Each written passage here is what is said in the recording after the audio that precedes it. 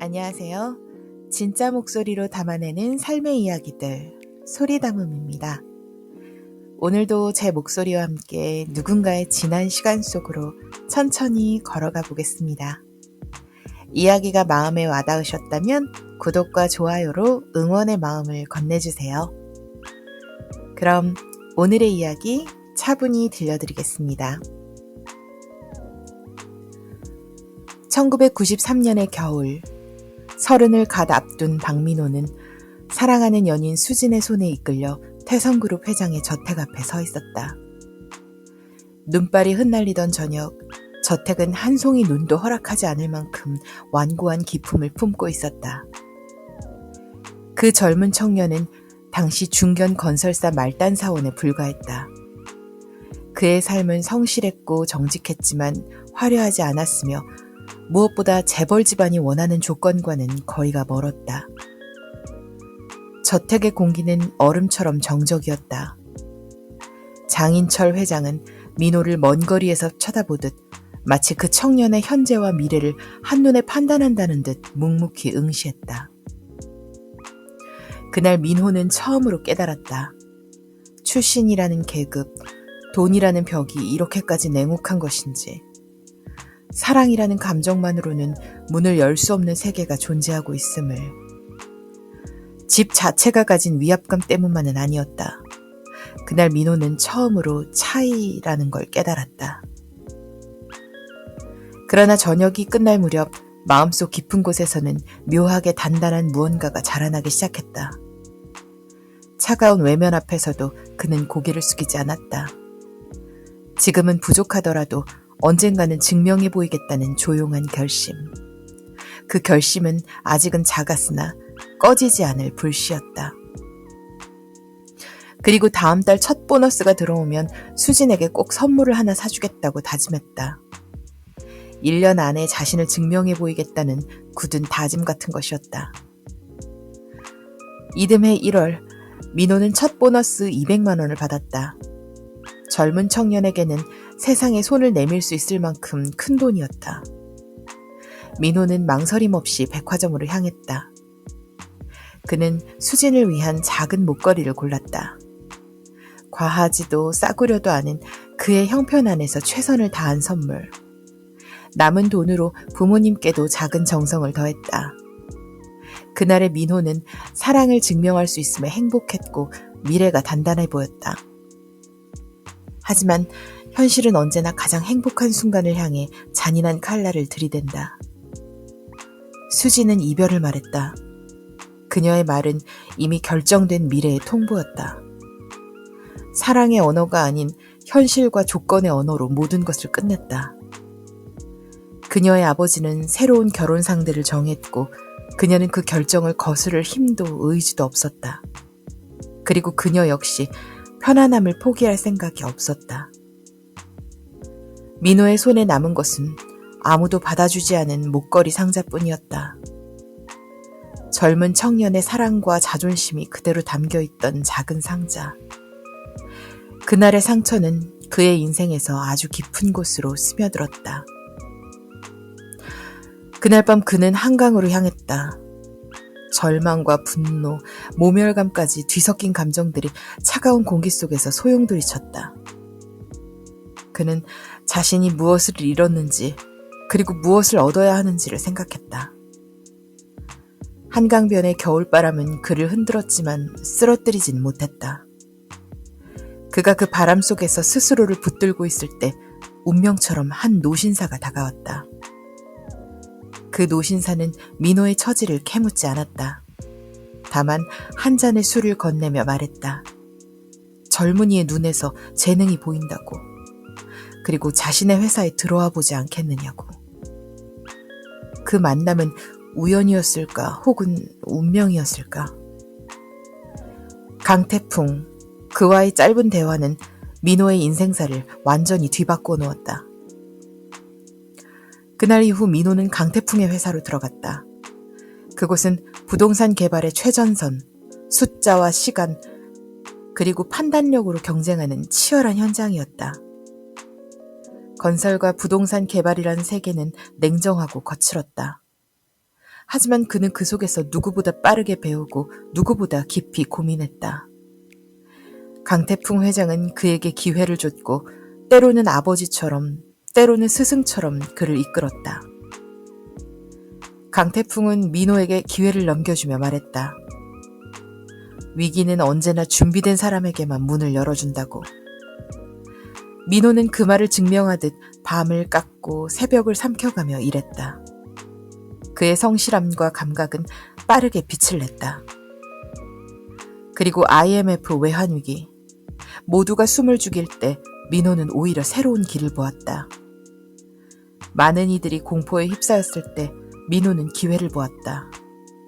그는 과감했고 결단력 있었고 무엇보다 위기 속에서도 미래를 읽어냈다. 그의 눈은 이미 새로운 대한민국을 보고 있었다. 지금이야말로 핵심 자산을 확보할 기회라는 그의 확신은 회사를 살렸고 나아가 수십 배로 성장시켰다. 그의 선택은 회사의 운명을 바꿨다. 2000년대 초반 부동산 시장이 폭등하자 회사는 10배 이상의 성장을 이루었다. 그리고 2003년 민호는 드디어 태풍건설의 대표이사가 되었다. 가난한 청년의 손바닥 위에 이제는 사람과 사업의 미래가 놓이기 시작했다. 그의 삶은 이제 예전과는 완전히 다른 길 위에 서 있었다. 그렇게 세월이 지난 2010년 어느 날 민호는 신문에서 오래된 이름을 발견했다. 태성그룹의 부동산 사업 확대 기사 아래 작게 실린 문장. 장수진 이혼 소송 중. 17년 만에 들려온 이름은 그의 마음 한켠을 미세하게 흔들었다. 그러나 감정은 과거처럼 뜨겁진 않았다. 그저 오래된 기억의 파편이 미세하게 빛을 낼 뿐이었다. 그러던 후 얼마 지나지 않아 태성그룹이 손을 내밀어 왔다. 대규모 재개발 프로젝트를 위해 태풍건설에 참여가 필요하다며 미팅을 요청해 온 것이다. 그가 가진 영향력과 실적을 생각하면 충분히 가능한 일이었다. 그러나 운명은 늘 사람을 놀라게 했다. 회의실에서 마주한 사람은 바로 수진이었다. 서로는 이미 다른 사람이 되어 있었다.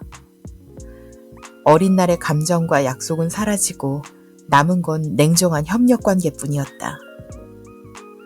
시간은 누구에게나 공평하게 흔적을 남기지만 후회는 더 깊은 그늘을 들이온다. 그녀는 조심스레 지난날을 사과했지만 민호는 그 사과를 억울함으로도 기쁨으로도 받아들이지 않았다. 그저 조용히 하나의 지나간 이야기로만 들었다. 그의 삶에서 과거는 이제 비중이 작았다. 그는 이제 과거에 묶여있지 않았다. 그에게 중요한 것은 자신의 사람들, 회사의 내일, 그리고 스스로의 발걸음뿐이었다. 몇 년 후 태성그룹이 흔들렸다. 무리한 해외 투자 실패와 경영 부실이 그 큰 나무를 말라가게 하고 있었다. 그리고 어느 날 병원에서 장인철 회장이 민호를 찾았다. 생의 끝자락에서 그는 처음으로 한 사람의 아버지가 아닌 한 기업인의 마음으로 민호 앞에 섰다. 과거의 강한 카리스마는 사라지고 한 인간만이 남아있었다. 그는 조용히 고백했다. 그 시절 자신의 오만함이 딸을 불행하게 만들었음을, 그리고 민호 같은 젊은이를 몰아낸 것이 결국 자신의 손실이었음을. 그는 마지막으로 부탁했다. 태성그룹을 살려달라고. 가문을 이어달란 뜻이 아니라 수많은 직원들과 수십 년의 역사를 잇는데 민호가 필요하다고. 민호는 며칠 밤을 고민했다. 결국 그는 태풍건설의 대표로서 그리고 한 사람의 기업가로서 태성그룹을 인수하기로 결정했다. 그는 태풍건설의 경영권을 유지한 채 태성그룹 지주지분을 확보했고 그 결과 자연스럽게 태성그룹의 주요 경영권을 맡게 됐다. 그것은 감정이 아닌 책임의 결정이었다. 청년 시절 발걸음조차 허락받지 못했던 그 집의 이름을 이제는 정당한 노력으로 자신의 어깨 위에 올려놓은 것이다. 그렇게 2023년 가을, 레스토랑의 조용한 저녁. 민호는 장인철 회장 앞에 오래된 보석 상자를 꺼내놓았다. 오래전 누구에게도 건네지 못했던 선물. 그 상자엔 젊은 날의 자존심이 깃들어 있었고 사랑의 기억이 있었으며 무엇보다 그가 일어서기 위해 삼켜야 했던 상처의 조각이 들어있었다. 이제 그는 그 상자를 용서의 의미로 건넸다. 수진에게는 미안함을, 자신에게는 화해를, 그리고 장인철 회장에게는 세월의 이해를 담아. 수진은 조용히 그것을 받았다. 그녀는 늦었지만 진심으로 민호의 길을 축복했다. 그리고 민호는 깨달았다. 세월이 흘러 이 목걸이는 더 이상 상처의 흔적이 아니라 그가 얼마나 멀리 왔는가를 증명하는 작은 표식이었다. 식사가 끝나고 민호는 혼자 한강을 걸었다. 한때 자신의 절망을 안았던 그 강물은 여전히 흐르고 있었지만 그의 마음은 더 이상 얼어붙어 있지 않았다. 한때 모든 것을 잃었다고 생각했던 그 자리에서 그는 이제 모든 것을 얻은 사람처럼 담담히 하늘을 바라봤다. 그의 길은 화려하지도 순탄하지도 않았다. 하지만 그 길에는 언제나 노력과 선택이 있었다. 그리고 책임이 있었다. 첫 월급의 무게는 단순한 숫자가 아니었다. 그 무게는 눈물과 상처, 그리고 다시 일어설 수 있게 해준 작은 희망의 잔해였다. 그것이 그를 단단하게 만들고 오늘의 그를 여기까지 데려온 것이다. 민호는 조용히 속삭였다. 그때의 나에게 고맙다고. 밤하늘의 별빛이 강물 위에서 잔잔히 흔들리고 있었다. 그는 천천히 걸음을 옮겼다. 내일의 전쟁을 향해. 그러나 더 이상 두렵지 않았다. 이미 그 무게를 견뎌본 사람이었으므로. 오늘의 이야기는 여기까지입니다. 누군가의 젊은 날의 상처와 다시 일어서는 힘이 여러분의 마음에도 작은 울림으로 남아있길 바랍니다. 삶은 때로 우리에게 차가운 현실을 보여주지만 그 속에서 우리가 어떤 선택을 하느냐는 언제나 우리의 몫이니까요. 오늘의 이야기 함께 걸어주셔서 고맙습니다. 저는 또 다른 삶의 이야기로 여러분을 찾아뵙겠습니다. 구독과 좋아요는 저에게 큰 힘이 됩니다. 따뜻한 하루 보내세요.